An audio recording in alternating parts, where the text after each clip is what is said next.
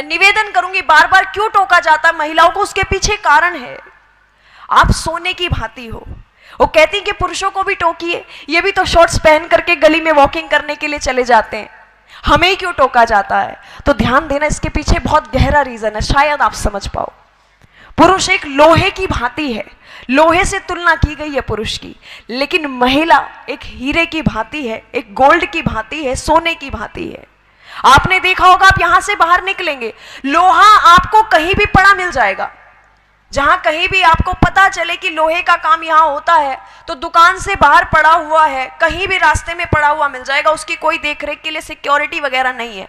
लेकिन जब आप कोई ज्वेलरी खरीदने के लिए जाते हो, गोल्ड और डायमंड की, तब भी यही स्थिति होती है क्या? कवर करके रखा जाता है, और कवर ही नहीं, ओवर सिक्योरिटी में रखा जाता है। साइरेंस यूज हो जाते हैं जैसे ही कोई टच करता है।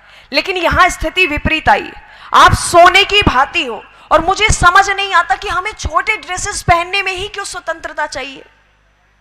हमें पढ़ने के लिए स्वतंत्रता क्यों नहीं चाहिए? हमें बाहर निकलने के लिए स्वतंत्रता क्यों नहीं चाहिए? हमें कुछ अचीवमेंट्स लेने के लिए स्वतंत्रता क्यों नहीं चाहिए? क्या छोटे कपड़े पहनने से ही स्वतंत्रता मिलेगी हमें?